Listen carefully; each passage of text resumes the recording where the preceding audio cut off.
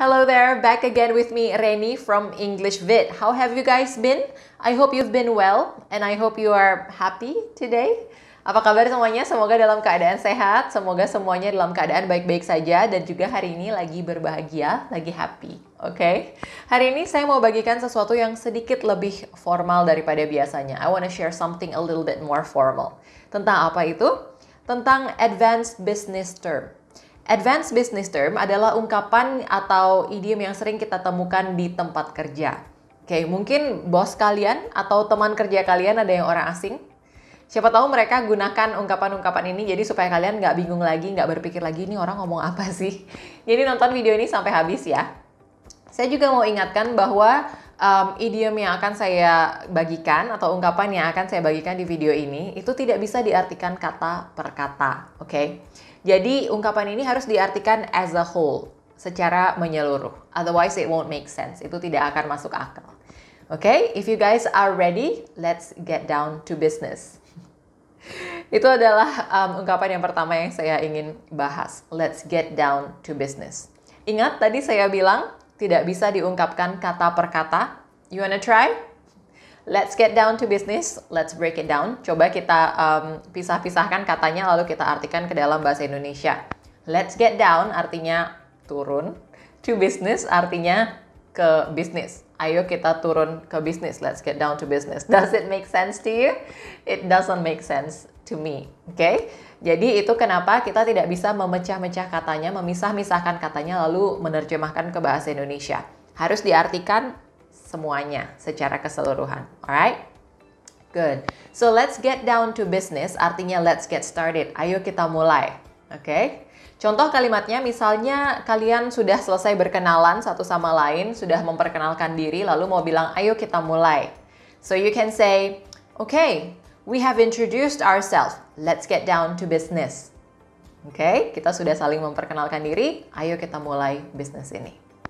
Alright, itu tadi yang pertama. Yang kedua, heads up. Heads up. If you give someone a heads up, it means you are warning them. You give them notification. Artinya kamu memperingatkan mereka. Kamu kasih tahu mereka sebelumnya tentang apa yang mungkin akan terjadi yang kamu tahu. Jadi mereka bisa bersiap. Jadi mereka bisa mempersiapkan diri. Oke? Contoh kalimatnya, heads up guys, the big boss is coming today. Jadi kamu mau ingetin ke teman-teman kamu, mau memperingatkan mereka bahwa big boss, bos besar datang hari ini. Jadi mereka bisa bersiap. Contoh kalimat lain juga kamu bisa bilang, I just want to give you a heads up that she's not happy with the presentation that you gave yesterday.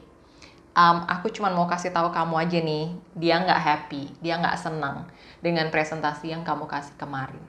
Jadi temanmu bisa bersiap misalnya, bosnya datang dan tiba-tiba marah atau nggak happy sama dia. So heads up, okay? Good. Next we have get the ball rolling. To get the ball rolling means to actually implement the plan. Untuk mengimplementasikan sebuah rencana atau mengeksekusi sebuah rencana, get the ball rolling. Jadi bukan hanya sekedar diskusi, bukan hanya sekedar ngomong-ngomong aja. Ya, jadi sudah action. Contoh kalimatnya, kamu bisa bilang, what can I do to help you get the ball rolling on the project that we discussed last week? Apa yang bisa saya lakukan untuk membantu kamu memulai implementasi rencana ini atau rencana yang sudah kita diskusikan sejak minggu lalu? Oke. Contoh lain, kamu juga bisa bilang, let's get the ball rolling by calling some of our clients. Yuk kita mulai rencana ini, kita mulai lakukan, kita mulai implementasikan dengan menghubungi klien-klien kita. Oke, get the ball rolling. Berikutnya kita juga ada ballpark figure. Ballpark figure artinya adalah hitungan kasar, estimasi, biasanya diaplikasikan untuk biaya. Can you give me the ballpark figure for our upcoming project? Bisa nggak kamu kasih tahu saya berapa kira-kira hitungan kasar atau estimasi biayanya untuk proyek kita yang akan datang? And then you can say, well, the ballpark figure probably about 150 million rupiah. Hitungan kasarnya mungkin kira-kira mencapai 150 juta rupiah. Mahal juga ya. Oke, itu tadi ballpark figure. Next we have stay afloat. Stay afloat. For a company to stay afloat artinya mereka bisa membayar hutang atau kewajiban mereka. Contoh kalimatnya, it is crucial for a company in this crisis to stay afloat. Penting untuk perusahaan-perusahaan di masa krisis ini bisa membayar kewajiban atau membayar hutang mereka. Stay afloat. Yang berikutnya, kita juga ada be on top of something. Be on top of something. It means kalau ada masalah or if you are on top of something, it means you can handle it. Kamu bisa mengatasi masalah tersebut. Contoh kalimatnya kamu bisa bilang, don't worry boss, I'm on top of it. Jangan khawatir bos, saya bisa kok handle masalah itu. I'm on top of it, on top of something. Means you can handle it, no problem. Okay? Berikutnya kita juga ada push forward.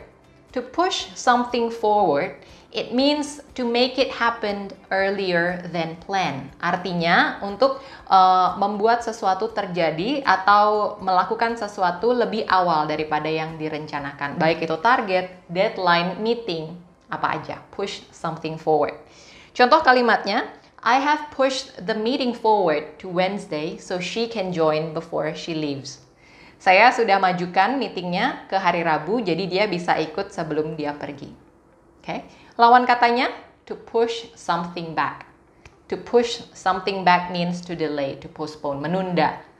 Can you push the meeting back for today? I don't feel well. Bisa nggak meeting yang hari ini ditunda? Saya nggak enak badan. Okay? Good. Itu tadi beberapa advanced business terms yang saya mau bagikan hari ini. Semoga bermanfaat buat kamu semua. Kalau kamu punya contoh lain, boleh langsung tulis di kolom komentar. Kalau ada pertanyaan juga langsung tulis di kolom komentar. Jangan lupa tag teman kamu supaya mereka juga bisa ikutan belajar ya. And don't forget to follow our Instagram @EnglishVid. See you on my next video. Bye!